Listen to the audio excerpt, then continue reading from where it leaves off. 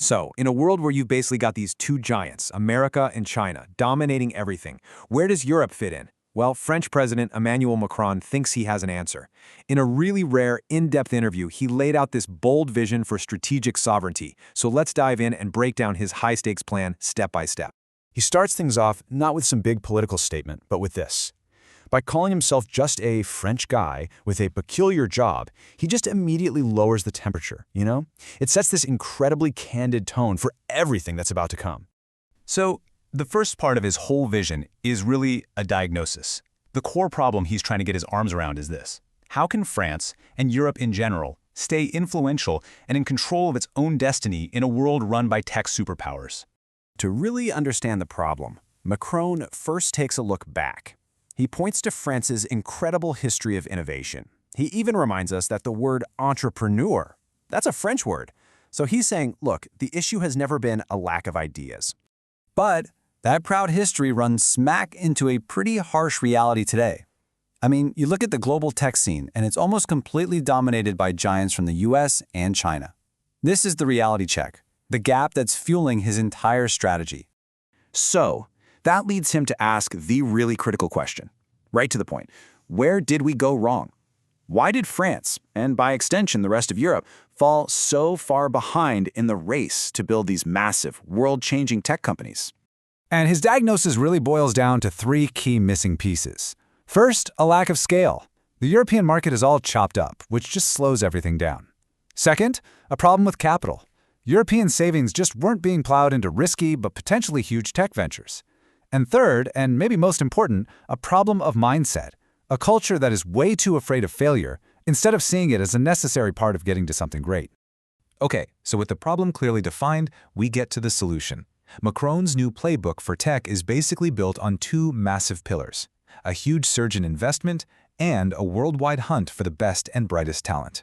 And this playbook starts with some serious cash. France has announced a €109 billion investment plan aimed squarely at building up its AI and tech infrastructure. That's not just talk, that's a real signal of intent. But here's where it gets kind of fascinating. The central paradox of his whole plan. To build up French sovereignty, he's actually using foreign money from places like the UAE and technology from the US. His thinking, though, is a pretty strategic gamble. The idea is to use these outside resources to build critical infrastructure on French soil, which then sparks a local ecosystem, helps with tech transfer, and keeps everything under the protection of EU law.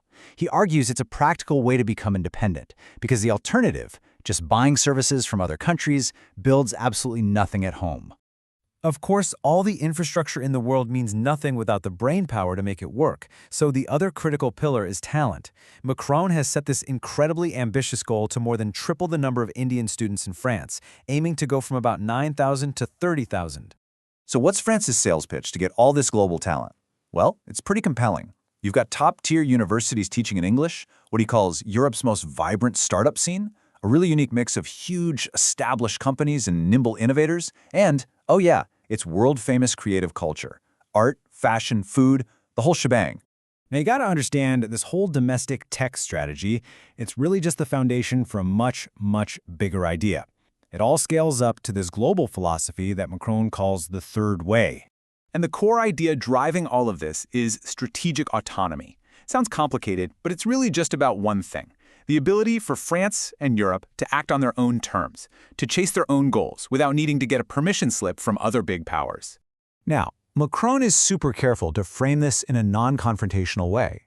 He insists France wants strong partnerships with both the US and China. The point of strategic autonomy isn't to go looking for fights. It's to have the freedom to choose your own path. This quote just perfectly distills the entire philosophy down to its essence.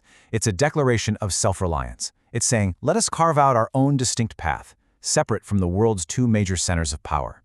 And this is exactly where partnerships with countries like India become absolutely central to the whole vision. He completely reframes the global dynamic. He argues that the key question is no longer if a country like India is going to innovate, but who is going to innovate alongside them. And then he just drops it. France is the unique, clear answer. This isn't about being a senior or junior partner. It's a model for a world where nations work together as equals, based on what they share, not on dependency.